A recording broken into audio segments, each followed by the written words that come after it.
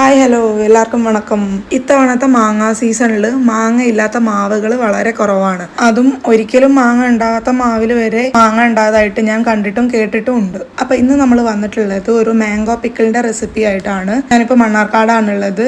ഇവിടെയുള്ള മാവിൽ എല്ലാ കൊല്ലവും മാങ്ങ ഉണ്ടാകുന്നതാണ് കേട്ടോ. ഇത്തവണ കൊമ്പൊക്കെ കട്ട് ചെയ്തതുകൊണ്ട് കുറച്ച് കുറവാണെന്ന് മാത്രം. ഈ ഒരു പിക്കിൾ തയ്യാറാക്കാൻ നിങ്ങൾക്ക് ഏത് മാങ്ങ വേണമെങ്കിലും എടുക്കാവുന്നതാണ് കേട്ടോ. ഞാനിവിടെ മാങ്ങ ഇതുപോലെ നല്ല ചെറുതായിട്ട് കട്ട് ചെയ്തെടുത്തിട്ടുണ്ട്.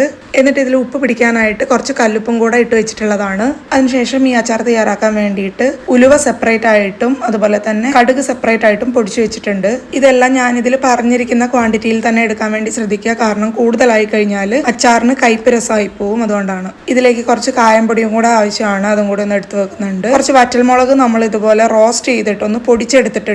ഇപ്പൊ അച്ചാറിന് ആവശ്യമായിട്ടുള്ള ഓൾമോസ്റ്റ് എല്ലാ കാര്യങ്ങളും ഇവിടെ റെഡി ആയിട്ടുണ്ട്. അച്ചാർ തയ്യാറാക്കാൻ വേണ്ടി ഒരു പാത്രത്തിലേക്ക് കുറച്ച് നല്ലെണ്ണ ചേർത്ത് കൊടുത്തിട്ട് അതൊന്ന് ചൂടായി വരുമ്പോൾ തൊലി കളഞ്ഞു വെച്ചിരിക്കുന്ന കുറച്ച് ഗാർലിക് ചേർത്ത് കൊടുത്തിട്ട് 2-3 മിനിറ്റ് ഒന്ന് ഫ്രൈ ചെയ്ത ശേഷം ഈ ഒരു കളറായി വരുമ്പോൾ നമുക്കിതൊന്ന് വറുത്ത് കോരി മാറ്റാം.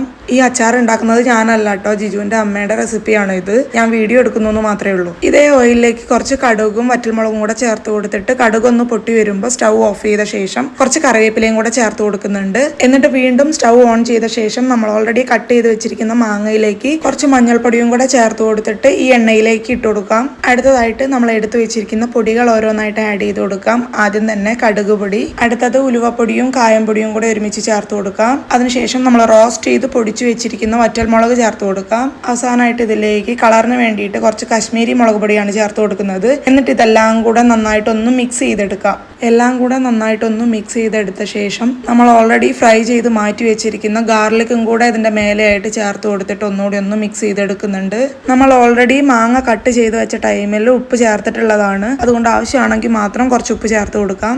ലാസ്റ്റ് ഇതിലേക്ക് കുറച്ച് വിനീഗറും അതുപോലെ തന്നെ ഇതിന്റെ ടേസ്റ്റ് ബാലൻസ് ചെയ്യാനായിട്ട് കുറച്ച് ഷുഗറും കൂടെ ചേർത്ത് മിക്സ് ചെയ്ത് കഴിഞ്ഞാൽ നമ്മുടെ ടേസ്റ്റി മാംഗോ പിക്കിൾ ഇവിടെ റെഡി ആയിട്ടുണ്ട്. അപ്പോൾ അത്രയുള്ള ഇന്നത്തെ വീഡിയോ. ബൈ.